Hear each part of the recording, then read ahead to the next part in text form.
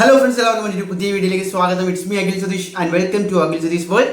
+2 പരീക്ഷ എഴുതി കഴിഞ്ഞിരിക്കുന്ന റിസൾട്ട് കാത്തിരിക്കുന്ന കുട്ടികളോടാണ്. ഇനി അടുത്തൊരു കോഴ്സിലേക്കും കോളേജിലേക്കും മറ്റ് പല സ്ട്രീമുകളിലേക്കും നോക്കിക്കൊണ്ടിരിക്കുന്ന വിദ്യാർത്ഥികളാണ്.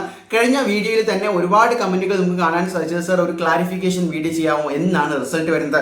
അപ്പോൾ ഞാനും നോക്കിയപ്പോൾ വിദ്യാർത്ഥികൾ കൺഫ്യൂഷനിലാണ്. കാരണം നിങ്ങൾ ഗൂഗിളിൽ സെർച്ച് ചെയ്യുമ്പോൾ സ്റ്റിൽ +2വിൻ്റെ റിസൾട്ട് മെയ് 22, 2026 എന്ന് പറയുന്ന ഒരു ഡേറ്റ് ആണ് കാണിക്കുന്നത്. അതിൽ വലിയ അപ്ഡേറ്റ് വന്നിട്ടില്ല. നിങ്ങൾ ഇപ്പോൾ തന്നെ ജസ്റ്റ് ഒന്ന് നോക്കിയാലും മതി. അപ്പോൾ നിലവിൽ മെയ് 22-നാണോ റിസൾട്ട് വരുന്നത് എന്നാണ് വിദ്യാർത്ഥികൾ ചോദിക്കുന്നത്. മക്കളെ, അല്ല. തീർച്ചയായിട്ടും നിങ്ങൾ മനസ്സിലാക്കുക, ഏറ്റവും പുതിയ റിപ്പോർട്ടിനനുസരിച്ച്, അതായത് HSS reporter TV, Asianet news, media 1 ഒരു 3 ദിവസം മുമ്പ് വാർത്ത വന്നിട്ടുണ്ടായിരുന്നു. ഇത്തവണ, അതായത് ഈ പറയുന്ന മെയ് 15-ന് SLC റിസൾട്ട് പ്രഖ്യാപിച്ചല്ലോ, അതിന് പിന്നാലെയാണ് ഈ ഒരു ഡേറ്റിലെ വ്യത്യാസം വന്നത്.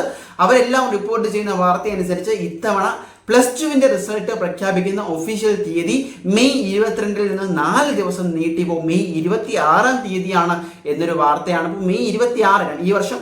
മെയ് 26-ന് കുറച്ചുകൂടി ലേറ്റ് ആയിട്ടായിരിക്കും +2വിൻ്റെ ഒഫീഷ്യൽ റിസൾട്ട് നിങ്ങൾക്ക് ഈ സൈറ്റ് വഴിയും അല്ലാതെ ഒരു പ്രഖ്യാപനവുമായിട്ടൊക്കെ അറിയാൻ സാധിക്കുന്നത്. എന്തായാലും ബഹുമാനപ്പെട്ട ഈ വരാൻ പോകുന്ന വിദ്യാഭ്യാസ മന്ത്രി തന്നെയായിരിക്കും +2വിൻ്റെ റിസൾട്ട് പ്രഖ്യാപിക്കാനുള്ള സാധ്യത നിലവിലുള്ളത്. അപ്പോൾ ഇപ്പോൾ മാക്സിമം ഫ്രണ്ട്സിലേക്ക് ഈ രീതിയിൽ നിങ്ങളുടെ വാട്സാപ്പ് ഗ്രൂപ്പുകളിലൊക്കെ മെയ് 22 എന്ന് വന്നിട്ടുണ്ടെങ്കിൽ അത് ജസ്റ്റ് നിങ്ങൾ തന്നെ അപ്ഡേറ്റ് ചെയ്യുക. മെയ് 26-ആണ് ഏറ്റവും പുതുക്കിയ അപ്ഡേറ്റുകൾ അനുസരിച്ച് നമുക്ക് ലഭിക്കുന്ന ഡേറ്റ്. നിങ്ങൾ തന്നെ ജസ്റ്റ് യൂട്യൂബിൽ സെർച്ച് ചെയ്താൽ മനസ്സിലാവും.